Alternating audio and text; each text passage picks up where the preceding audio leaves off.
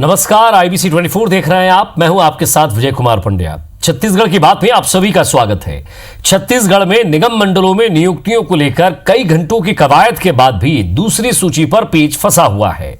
मुख्यमंत्री निवास में हुई कांग्रेस समन्वय समिति की बैठक में प्रदेश प्रभारी PL पुनिया और CM भूपेश के साथ प्रमुख नेताओं की सूची को लेकर बैठक हुई, मंथन हुआ, लेकिन दावेदारों की फौज इतनी बड़ी है कि पार्टी नामों पर सहमति नहीं बन पाई। पार्टी सूत्रों के मुताबिक नियुक्तियों में अलग अलग वर्गों को पर्याप्त प्रतिनिधित्व देने के लिए सारी कवायद की गई है, लेकिन दावेदार इतने ज्यादा हैं कि सबको एडजस्ट करना संभव नहीं है। कांग्रेस की समन्वय समिति की बैठक में कई ऐसे भी नाम हैं जो तय हो चुके हैं, पर असंतोष के डर से उससे बचने के लिए हाईकमान से सहमति के बाद ही यह सूची अब जारी होगी। यह भी बताया जा रहा है कि दूसरी सूची में अंतिम नाम अभी फाइनल नहीं हुए हैं, पूरी तरह से अंतिम इसे रूप नहीं दिया गया है। आगे भी नियुक्तियां होती रहेंगी, यानी ऐसा लगता है कि मरवाही का उपचुनाव निपटने के बाद सारी नियुक्तियां होंगी। बैठक के बाद मीडिया से बातचीत करते हुए प्रदेश प्रभारी PL पुनिया ने कहा कि आनन फानन में सूची जारी नहीं होगी। वहीं बीजेपी ने निगम मंडल में नियुक्तियों को लेकर फंसे हुए स्पीच पर तंज कसा है।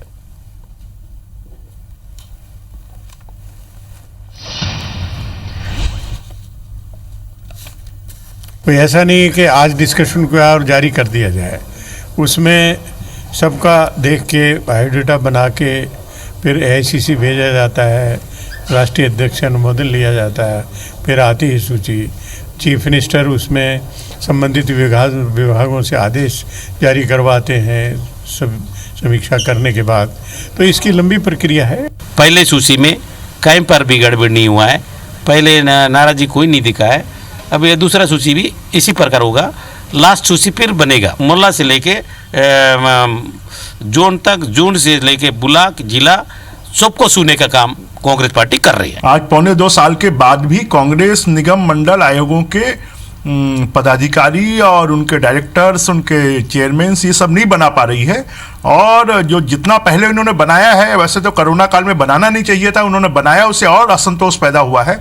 और जितना ज़्यादा ये बनाएंगे उससे और ज़्यादा असंतोष पैदा होगा। तो कांग्रेस में जो असंतोष है वो चरम सीमा पर है। तो बीजेपी आरोप लगा रही है कि इससे असंतोष पनपेगा अगर अभी ये लिस्ट जारी हो जाती है तो, क्योंकि दावेदार बहुत ज्यादा हैं। चंद्रशेखर साहू साहब पूर्व मंत्री रहे हैं छत्तीसगढ़ के भाजपा में, वो हमारे साथ जुड़े हैं। साथ ही साथ TS सिंहदेव साहब कैबिनेट मंत्री है, वो भी हमारे साथ जुड़ेंगे। जैसे ही जुड़ेंगे उनसे भी हम बातचीत करेंगे। साहू साहब, जब निगम मंडलों को एडजस्ट करना होता है, उनकी जब लिस्ट तैयार होती है, उन पर जो नाम परखे जाते हैं, क्या क्राइटेरियाज रखते हैं, या फिर ये होता है कि मंत्रियों के, पार्टी के, संगठन के, या फिर केंद्र तक अपनी पहुंच रखने वाले नेता धीरे धीरे अपना कद बढ़ा लेते हैं, या वाकई जो व्यक्ति टाट पट्टियां उठाते हुए, झंडा बैनर उठाते हुए, पार्टी के नारे लगाते हुए हर चुनाव में आगे आगे खड़ा रहता है, उसे भी मौका मिलता है?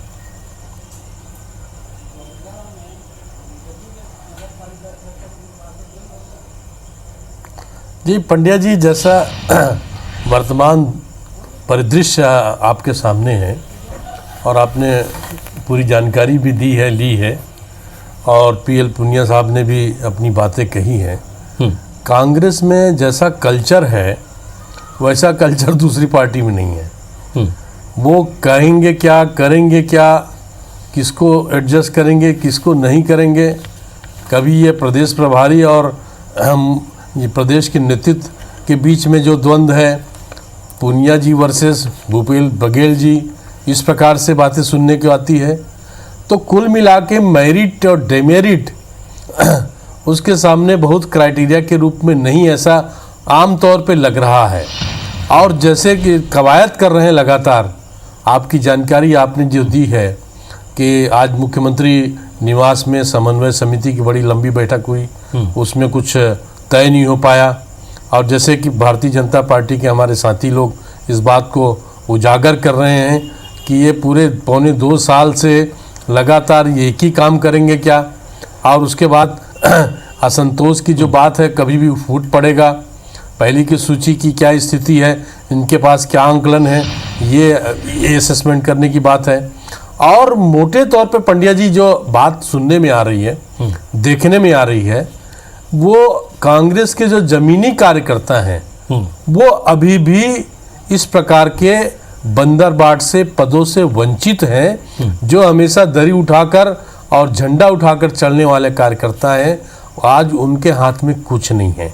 मैं अनेक लोगों को जानता हूं व्यक्तिगत तौर पे, जिनका पूरा जीवन खप गया है अपनी पार्टी के सेवा में, और जो हर प्रकार के समय में और इसमें लॉबी दिनों में चलती है भी क्या सर? जो झंडा उठाकर चलते रहे, ऐसे लोग आज भी उपेक्षित हैं।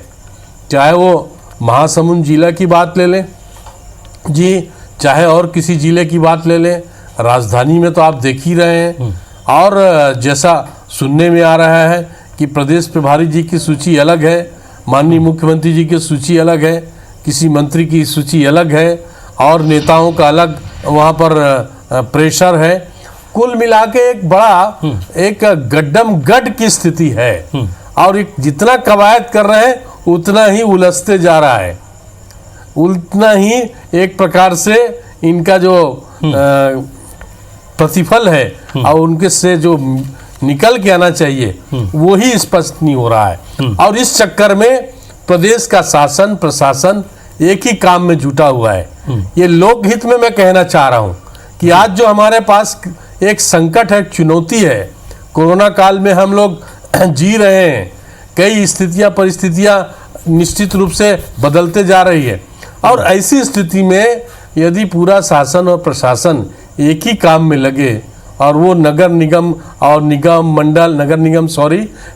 मंडल आयोग और जितने बोर्ड हैं उसमें नियुक्तियों के लिए ही लगे रहे, तो मुझे लगता है ये जनता के साथ न्याय नहीं है जी। ये अपनी जवाबदेही को पूरा नहीं कर पाएंगे, ऐसा लोगों को महसूस हो रहा है। और ऐसी स्थिति में एक बार फिर से हमारे सामने अब जो स्थितियां हैं कि आप सुचिता की बात करते थे वो कहीं दिखाई नहीं पड़ रही है, कि वो समन्वय की बात करते हैं तो दूसरा चित्र देखने को मिलता है। और जैसे मैंने पहले निवेदन किया कि इनकी क्राइटेरिया, इनके मेरिट डिमेरिट, ये इसका कहीं अता पता नहीं और छोर नहीं है। और जो समाचार में आज सामने आया है कि पूनिया जी स्वयं सांस लेने में उनको तकलीफ हो रही थी, इतने आवेदन, इतने दावा करने वाले और इतने लोग उस पर पील पड़े थे, मुझे लगता है कि ये क्या होगा इसका अभी भी कोई हमारे सामने कांग्रेस का पक्ष रखने के लिए हमारे साथ सरकार के स्पष्ट चित्र नहीं है, मंत्री भी है और साथ ही साथ वरिष्ठ नेता भी हैं। टी.एस. सिंहदेव साहब हमारे साथ जुड़े हैं। सर रुक रहा हूं आपको जी। सर स्वागत है आपका। एक महत्वपूर्ण बात की लगभग 3 घंटे तक जो बैठक चली है, इस बैठक में मंथन हुआ, क्या लगता है कितना और इंतजार करना पड़ेगा इस लिस्ट को लेकर? निगम मंडलों के संदर्भ में शायद आप पूछ रहे हैं। जी सर। तो ये आज कोऑर्डिनेशन कमेटी की बैठक का एक हिस्सा था। उसमें कई और बिंदु थे जिन पे चर्चा हुई। शासन के जो कार्यक्रम चल रहे हैं उनकी समीक्षाएं हुई, वनाधिकार पत्र हैं, अन्य कार्यक्रम हैं, राशन की व्यवस्था है, अपने गोवर्धन योजना जो लॉन्च की गई है, हमारे संगठन के जो कार्यालय हैं उनके लिए व्यवस्थाओं के संबंध में बात की गई, प्रदेश कांग्रेस कमेटी, जिला कांग्रेस कमेटियों का, ब्लॉक अध्यक्षों के चयन के संबंध में बात की गई। तो कई विषय थे, फॉरेस्ट राइट्स एक्ट से लेके अन्य कई विषय थे जिन पे चर्चा हुई, और निगम मंडलों के संदर्भ में भी चर्चा हुई। जो जानकारियां आई थी उनको सर इसमें एक लंबा समय लग रहा है, तो क्या जातिगत, लगना चाहिए और सारे समीकरण देखे जा रहे हैं, या फिर इसमें क्राइटेरिया क्या रख रहे हैं आप लोग? क्राइटेरिया देखिए वही होगा जो पार्टी के लिए जिन्होंने अच्छा काम किया है और जिनकी योग्यताएं और क्षमताएं भी साथ में हैं, क्षेत्रीय संतुलन है, उसको भी देखने का है कि किन जिलों में अभी तक जो मनोनयन हुए हैं, नियुक्तियां हुई हैं, कहां से मंत्री बने अच्छा काम हैं, करने वाले से तो आपके साथ भी जुड़े होंगे, जिन्होंने आपके लिए भी काम किया, और जो संघर्ष 15 सालों का आपने झेला वही संघर्ष सीएम साहब ने भी झेला है, वही संघर्ष बाकी मंत्रियों ने भी किया है। तो ऐसे में जो साथी हैं, या ये कहें कि जो उस सीट पर काबिज होने वाले लोग हैं निगम मंडलों में, वो एक लंबी फौज दिखाई देती है यहाँ से, क्योंकि बीजेपी का साफ आरोप है कि यहाँ खास तौर पर एक अनार 100 बीमार जैसी स्थिति है। ये कोई भी पार्टी होगी, उनको अगर ये मनोनयन करना पड़ेगा तो क्या बीजेपी के पास 50 लोग हैं केवल? वो 15 साल सरकार में रहे और उनको अगर निगम मंडलों के लिए चयन करना पड़ा होगा, तो क्या हम माने कि केवल 50 लोगों में से उनने चयन किया? हजारों कार्यकर्ता उनके पास होंगे। छत्तीसगढ़ में लाखों की संख्या में भारतीय जनता पार्टी के सदस्य होंगे, प्राइमरी मेंबर, सक्रिय मेंबर होंगे। उनके यहाँ ट्रेनिंग की सिलसिला चलता है, अन्य गतिविधियां चलती हैं। तो क्या उनने सिर्फ 50 लोगों को देखा और 50 लोगों से चुना होगा? ऐसा नहीं होता। हर दल हमारे में, साथ हर चंद्रशेखर जिले साहू में, साहब जुड़े हर हुए हैं। विधानसभा उनसे में। जब मैं बात कर रहा जी। था, आप जुड़ी रहे थे उस समय जब उनसे बात कर रहा था, तो उनका कहना है कि जी। कांग्रेस में अब जो दरियां उठाता था, जो झंडे बैनर उठाता था, कहीं न कहीं उस कार्यकर्ता की अनदेखी हो रही है। और आज भी जब मीटिंग हुई तब ये खबरें निकल कर आ रही हैं कि पुनिया साहब के पास इतने आवेदन आए कि सांस लेने की फुर्सत नहीं थी। तो लगातार पसोपेश फंसा हुआ है, या फिर अभी इसे रखा जाएगा? ये एक उपचुनाव बाकी है, उसका इंतजार किया जाएगा?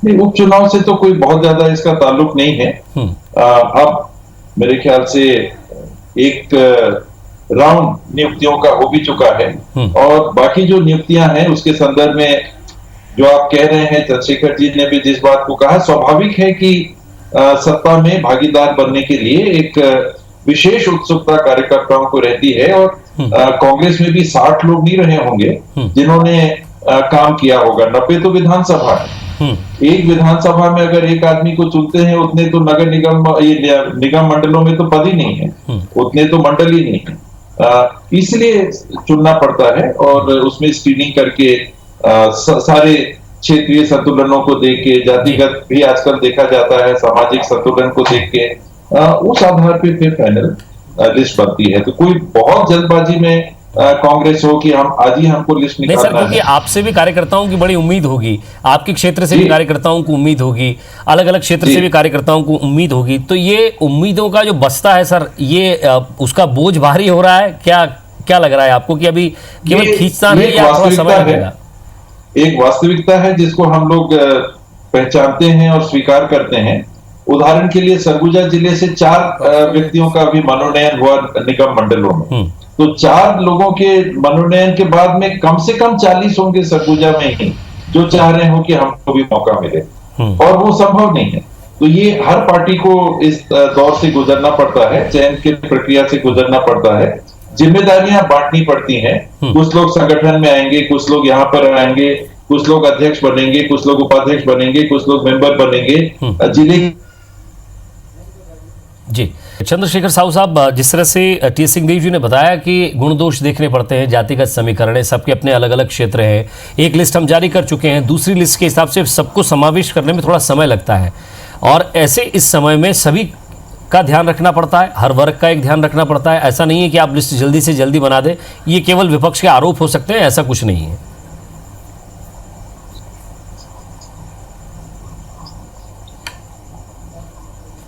जी, मुझसे पूछ रहे हैं? जी सर।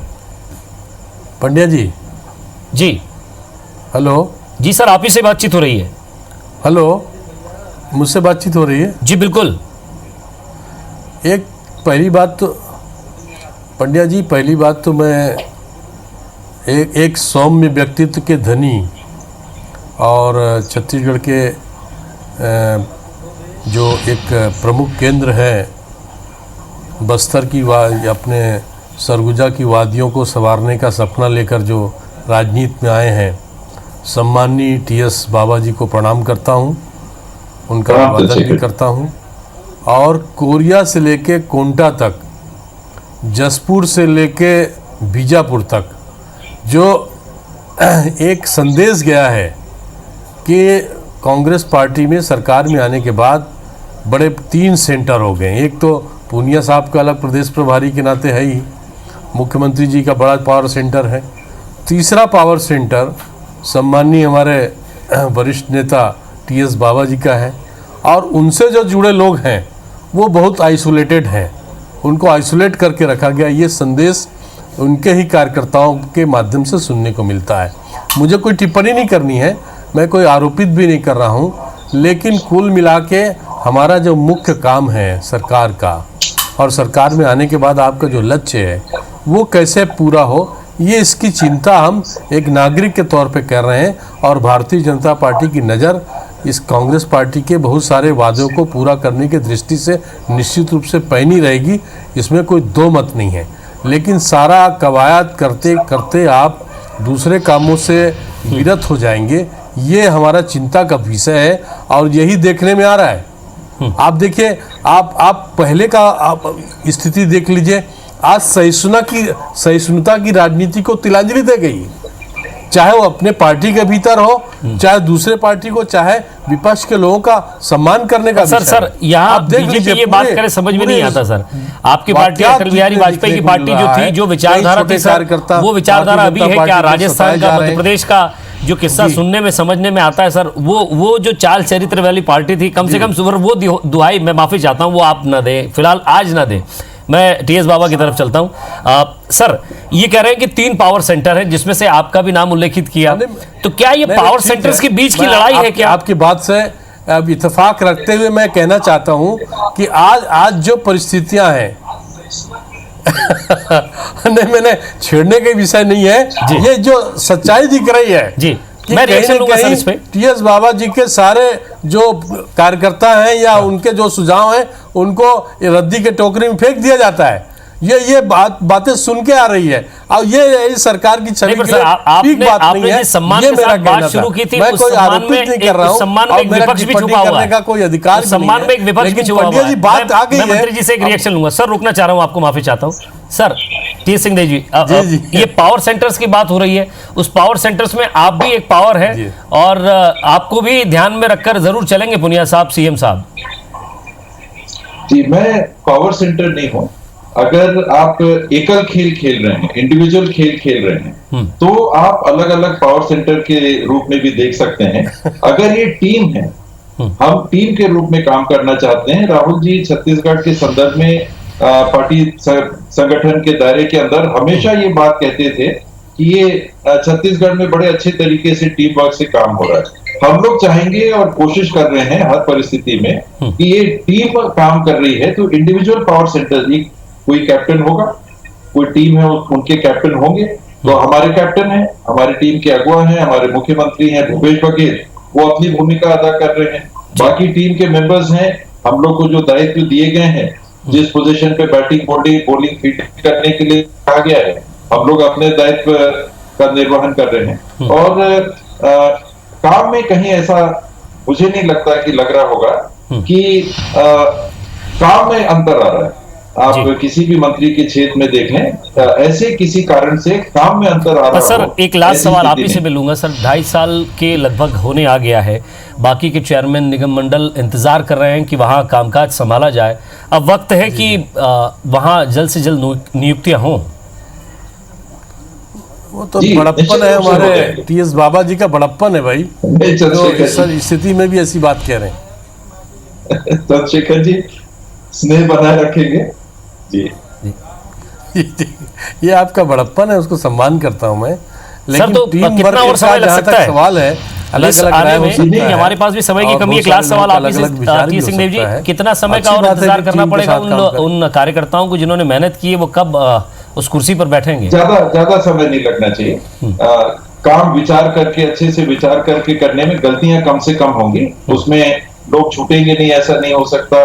कोई कमी हमारे निर्णय में हो जाए, ऐसा नहीं हो सकता, पर कमियां कम से कम हो, इसलिए सोच समझ के और सबको एकत्रित करके मंत्रियों के साथ बैठक हुई, कोऑर्डिनेशन कमेटी के सभी सदस्यों के साथ बैठक हुई, फिर पीसीसी प्रेसिडेंट सीएम साहब हमारे बैठ के लिस्ट आगे देंगे, पुनिया जी के माध्यम से हमारे पार्टी प्रेसिडेंट के पास जाएगी अप्रूवल के बाद। ये समय में जो भी टाइम लग जाए वो लिस्ट आ जाएगी। जी वाकई, लेकिन इस बात से ये चीज तो समझ में आती है सर। मैं चंद्रशेखर साहू साहब का रिएक्शन लूंगा। पंडिया जी मैं एक शब्द कहना चाहता हूँ। जी बिल्कुल कहिए सर।